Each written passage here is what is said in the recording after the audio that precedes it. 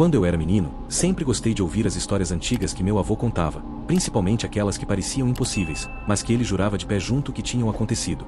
Eu achava graça, ria, dizia que era invenção de velho. Mas a vida dá voltas, e a gente acaba aprendendo que tem coisa que não se explica. Hoje, eu tô contando algo que aconteceu comigo há poucos anos, e, se você não acreditar, eu entendo. Eu mesmo, se não tivesse vivido, também acharia exagero. Tudo começou quando eu recebi uma proposta de trabalho no Pará. Eu nunca tinha saído de Minas por tanto tempo, mas a empresa de mineração me ofereceu um contrato temporário, bom salário e moradia incluída. O serviço ficava numa cidade pequena, no interior, perto de Marabá. Eles me colocaram numa casa antiga, mas bem conservada, num bairro tranquilo. A rua tinha aquelas casas baixas, pintadas de cores fortes, azulão, verde, amarelo, e cercas baixas que deixavam ver os quintais. À noite, o ar tinha sempre um cheiro de mato molhado misturado com fumaça de lenha. Era agradável. O quintal da minha casa tinha um pé de cupuaçu carregado e um de açaí que, segundo a vizinha, dava fruto quase o ano todo. A dona Dalva, vizinha da frente, era uma senhora simpática, sempre me oferecendo tacacá e farinha d'água fresca. No começo, eu me sentia bem ali, como se tivesse encontrado um cantinho de sossego. O barulho mais alto que eu ouvia era o canto das araras que passavam ao entardecer. Mas, depois da primeira semana, comecei a notar umas coisas pequenas, estranhas, que na hora eu não dei importância. Um dia, ao voltar do trabalho, percebi que o portão da frente estava encostado. Achei que tivesse esquecido de trancar. No outro, o copo que eu tinha deixado na pia estava na mesa da sala. Pensei que era distração minha. Só que isso começou a se repetir. Pequenas mudanças, coisas fora do lugar. Eu tentava racionalizar, talvez fosse eu, cansado, confundindo tudo. O primeiro evento que realmente me incomodou aconteceu numa madrugada. Eu acordei com um som que parecia um chocalho seco, metálico, vindo de dentro da casa. Fiquei parado na cama, escutando. O som se repetiu, lento, como se alguém estivesse arrastando correntes curtas no chão. Peguei o celular, olhei as horas, 3h12.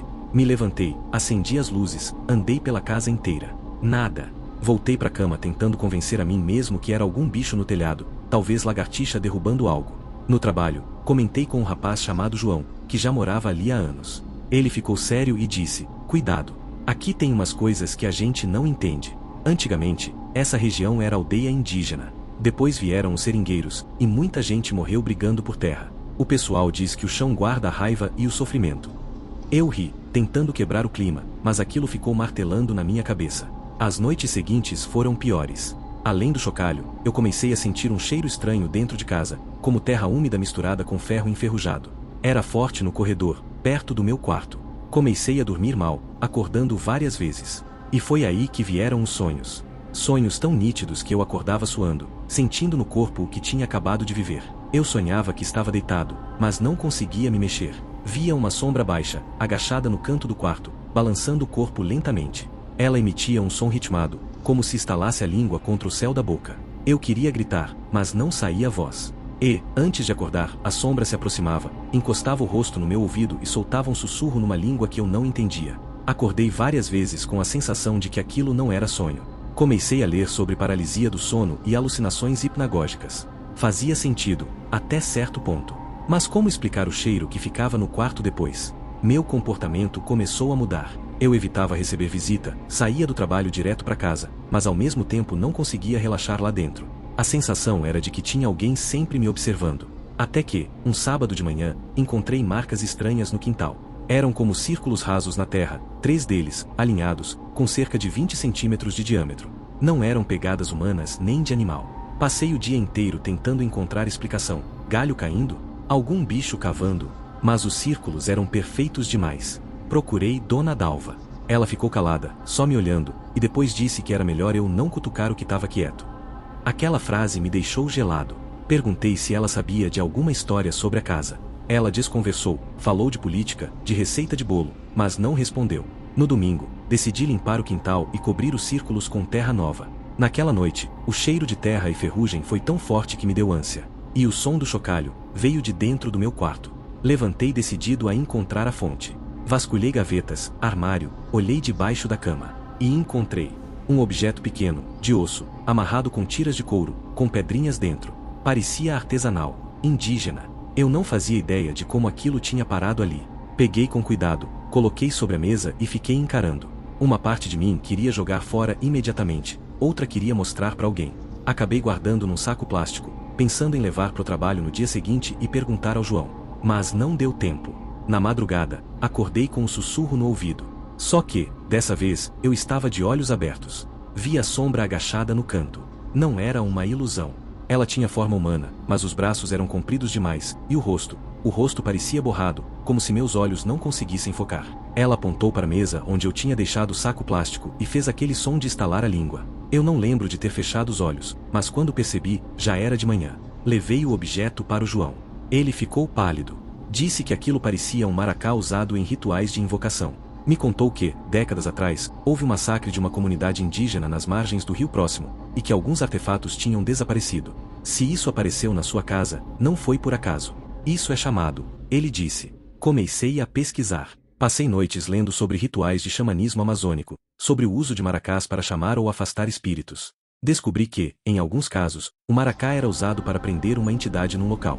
Só que, se ele fosse movido, a entidade ficava livre. Meu estômago revirou quando percebi que, talvez, eu tivesse libertado aquilo. Os dias seguintes foram um borrão. Eu esquecia de comer, de tomar banho. Ia trabalhar no automático. Quando voltava para casa, encontrava objetos em posições diferentes. Um dia, abri a porta e vi pegadas de lama dentro da sala. Pequenas, quase infantis, mas com 4 dedos apenas. O cheiro de ferrugem me acompanhava até no trabalho. E as vozes, já não vinham só à noite. No meio do dia, no silêncio da empresa, eu ouvia meu nome sendo chamado no meu ouvido. Li sobre psicose induzida por privação de sono, sobre transtornos dissociativos.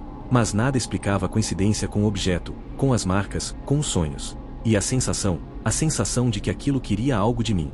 Na última semana antes de eu decidir ir embora, algo aconteceu que até hoje eu não consigo falar sem tremer. Acordei de madrugada, sentei na cama e vi, no pé dela, uma criança. Pele muito pálida, cabelo liso e preto cobrindo parte do rosto. Ela segurava o maracá e balançava devagar, olhando para mim. Eu não conseguia me mexer. Só quando ela virou o rosto e eu vi que, onde devia ter olhos, havia buracos fundos, é que meu corpo reagiu. Eu gritei, e tudo desapareceu. No dia seguinte, pedi demissão. Voltei para Minas em menos de uma semana. O maracá, eu não levei. Deixei na casa, em cima da mesa. Mas desde que voltei, às vezes, de madrugada, eu acordo com aquele cheiro. E, de vez em quando, juro que ouço, lá longe, um som de chocalho. Talvez a neurociência diga que minha mente, em estado de estresse e privação de sono, criou imagens e sons com base no medo. Talvez tenha sido um episódio de transtorno psicótico breve, desencadeado por isolamento e mudanças bruscas no ambiente. É possível. Mas, se for só isso, por que ainda hoje, anos depois, eu sonho com a criança sem olhos? E por que, no meu quintal, já encontrei 3 círculos perfeitos de terra batida, iguais aos que vi no Pará? Eu não tenho resposta. Mas aprendi que a mente humana é frágil demais para brincar com o que não entende. E, se você algum dia encontrar um objeto estranho na sua casa, não toque.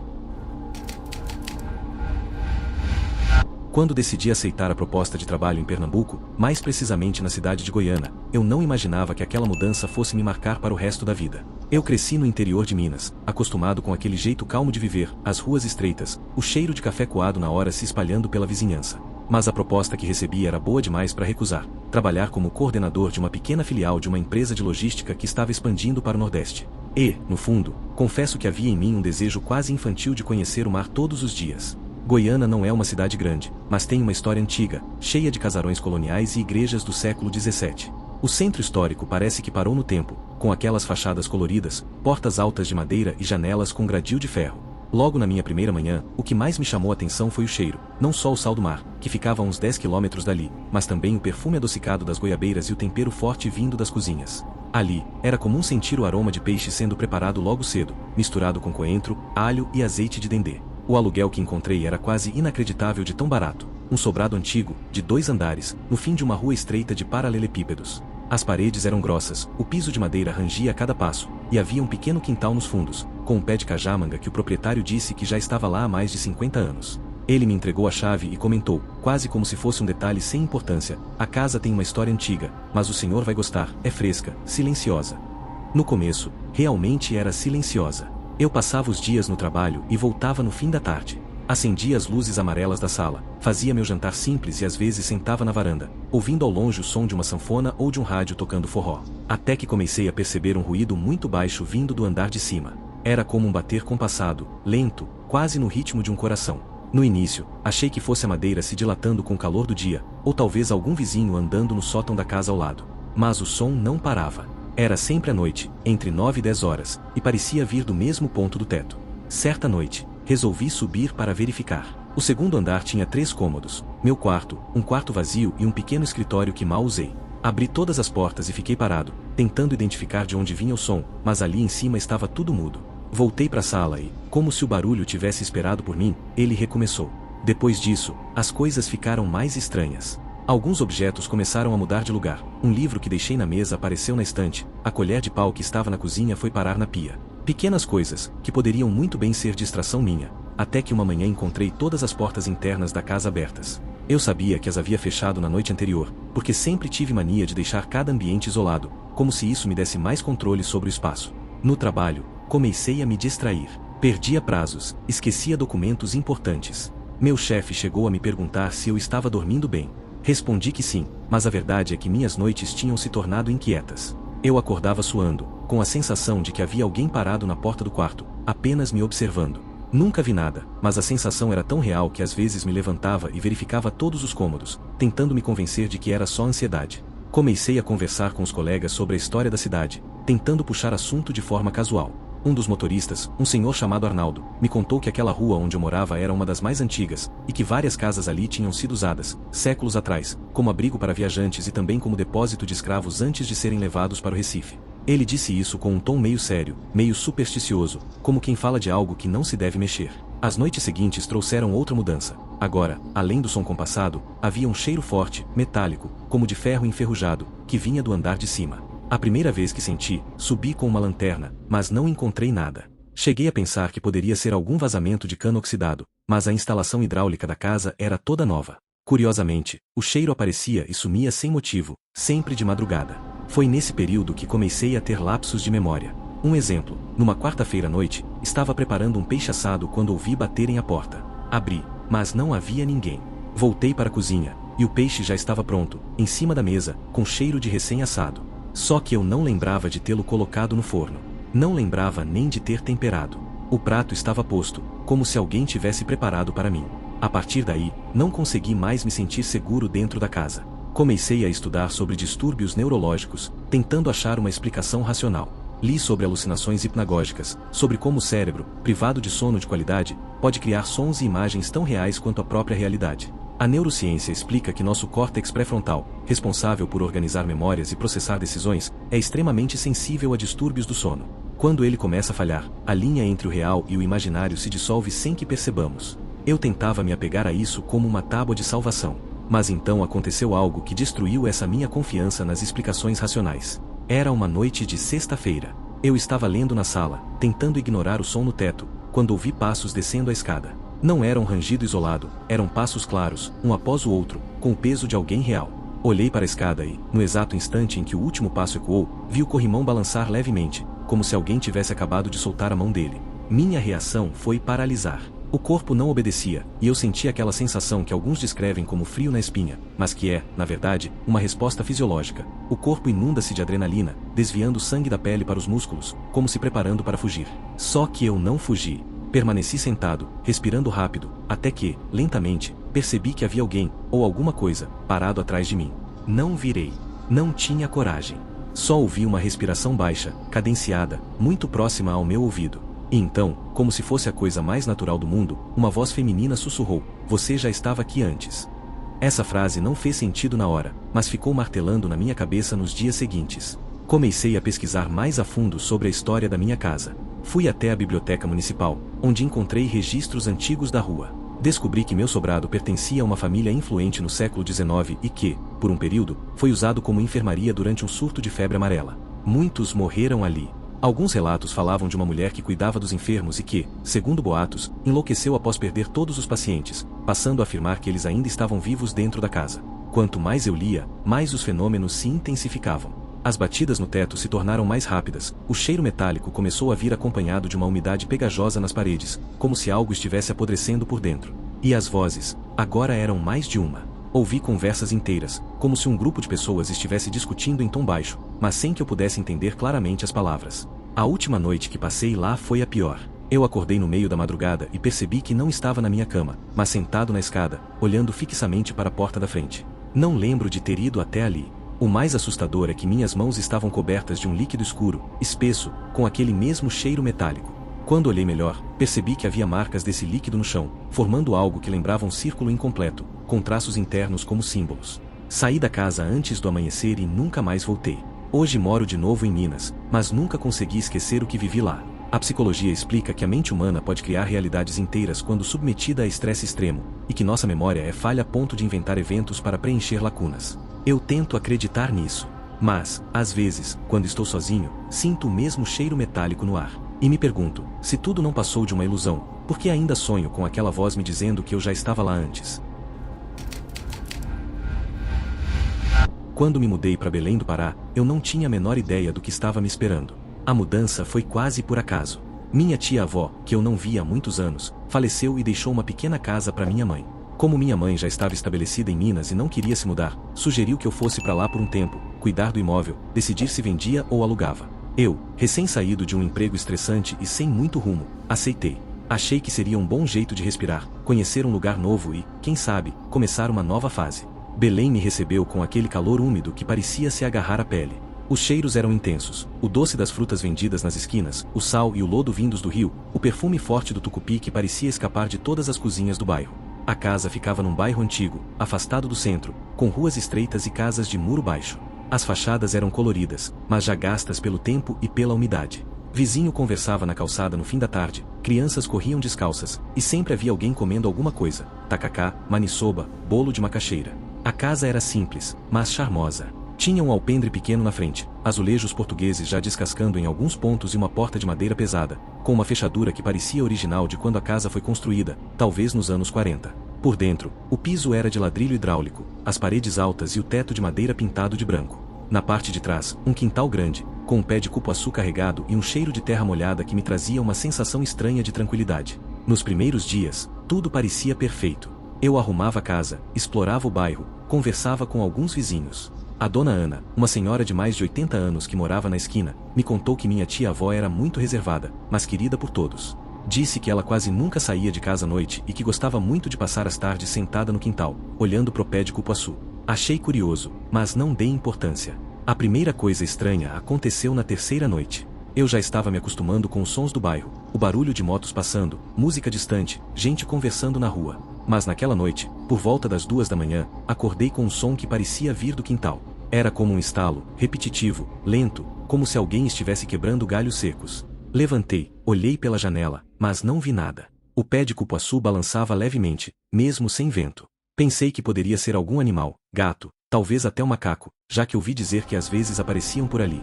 Voltei a dormir. No dia seguinte, perguntei para Dona Ana se era comum aparecer bicho no quintal. Ela me olhou de um jeito estranho, hesitou e respondeu apenas: aqui, de noite, é melhor deixar o quintal quieto.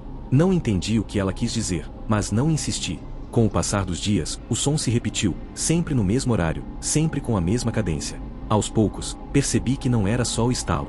Havia também um sussurro, muito baixo, como se alguém falasse sozinho. Às vezes eu conseguia jurar que eram palavras, mas não conseguia entender. Uma madrugada, criei coragem e saí até o quintal com uma lanterna. O cheiro de terra estava mais forte que o normal, quase enjoativo. Apontando a luz pro pé de cupuaçu, vi algo que fez meu coração acelerar. No tronco, bem na parte de baixo, havia marcas fundas, como se unhas tivessem arranhado a madeira. No dia seguinte, tentei investigar. Liguei pro meu primo, que mora em Santarém e entende de plantas, perguntei se algum bicho poderia fazer aquilo. Ele disse que talvez um tatu, mas que não era comum na área urbana. Eu sabia que não era tatu.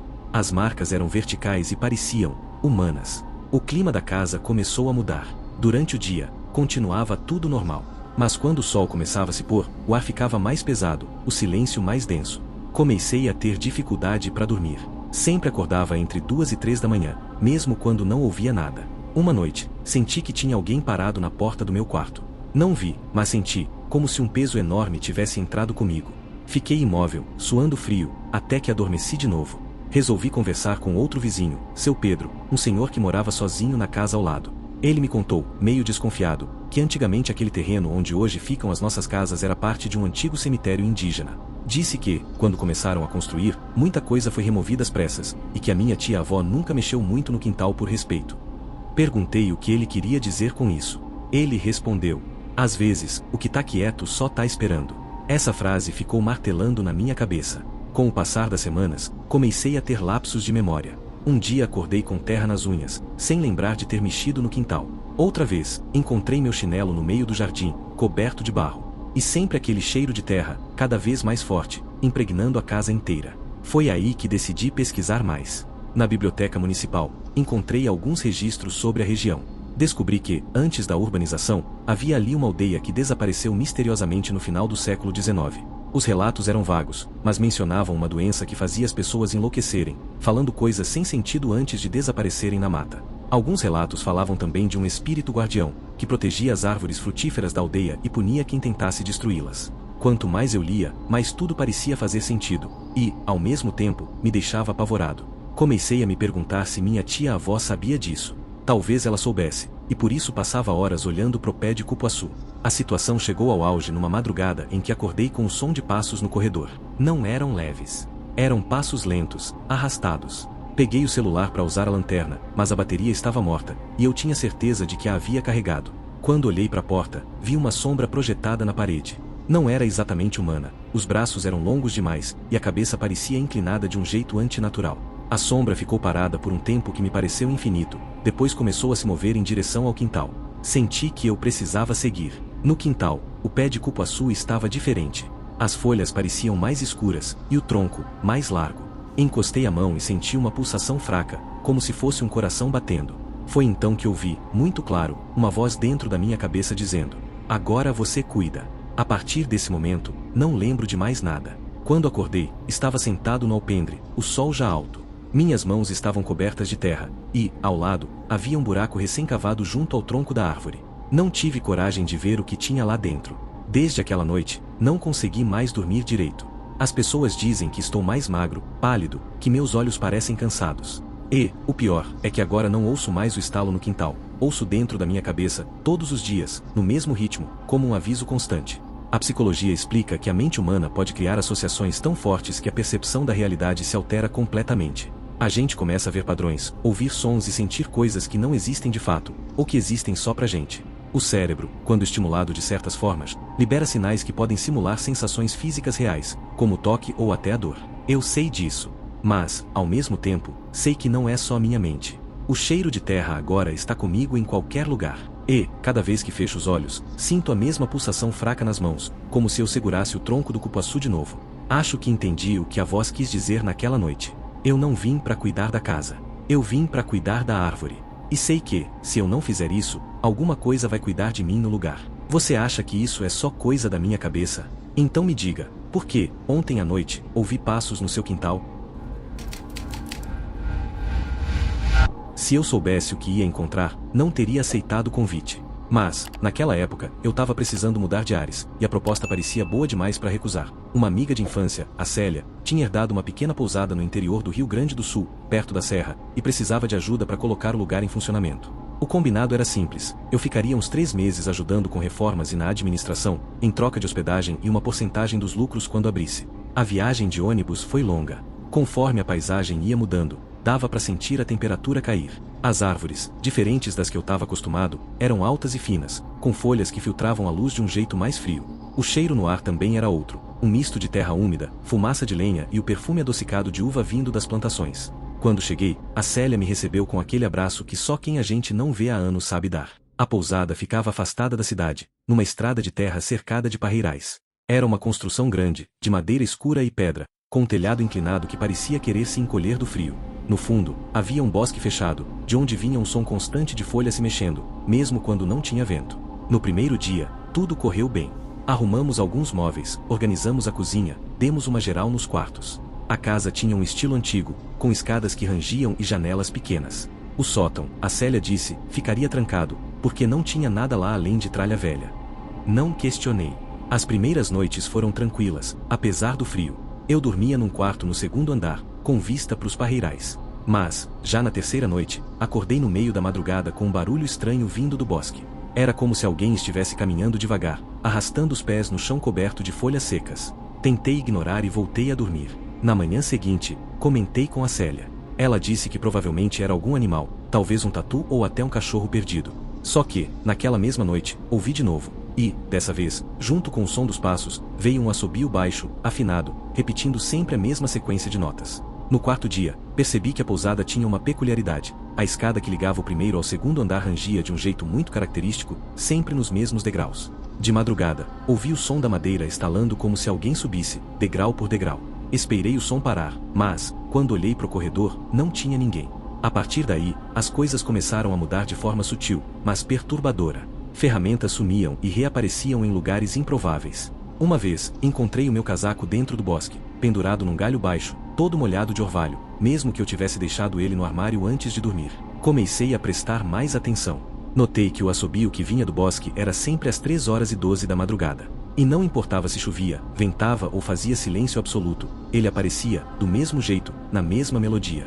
Decidi perguntar aos vizinhos mais próximos. Uma senhora chamada Dona Hilda, que morava a uns 2 quilômetros dali, fez o sinal da cruz quando mencionei o bosque. Ela disse que, muito antes da pousada existir, aquela terra pertencia a uma família que desapareceu de repente, numa noite de inverno rigoroso. Disseram que tinham se perdido na mata tentando buscar ajuda, mas alguns afirmavam que ouviram assobios vindo de lá antes deles sumirem. Comecei a pesquisar por conta própria, na biblioteca da cidade. Encontrei um jornal antigo, de 1954, que falava de um caso na mesma região. Um homem foi encontrado morto perto do bosque, sem marcas de violência, mas com uma expressão de pavor congelada no rosto. O detalhe é que, segundo o depoimento de um morador, ele tinha sido visto horas antes caminhando sozinho, como se estivesse seguindo um som que ninguém mais ouvia. À medida que eu lia, comecei a sentir um desconforto físico, uma pressão na nuca, uma leve tontura. A psicologia explica que, quando a gente se aprofunda em histórias perturbadoras, o cérebro pode entrar num estado de hipervigilância, e qualquer estímulo vira gatilho. Eu sabia disso, mas não conseguia ignorar a sensação. Na semana seguinte, o clima na pousada ficou mais pesado.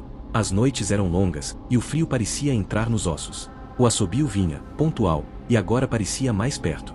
Uma madrugada, acordei com a sensação de que havia alguém no meu quarto. Não ouvi passos, mas vi, pela fresta da porta, uma sombra se movendo no corredor. Ela parou diante da minha porta e ficou ali por alguns segundos, imóvel, até desaparecer. Foi quando decidi que precisava ver o que havia no sótão. Esperei a Célia sair para resolver coisas na cidade e peguei a chave que ela guardava numa gaveta da cozinha. O sótão era abafado e cheirava a madeira velha e poeira. No canto, encontrei uma caixa com fotografias antigas. Algumas mostravam a pousada ainda em construção, outras, uma família sorridente na frente do prédio.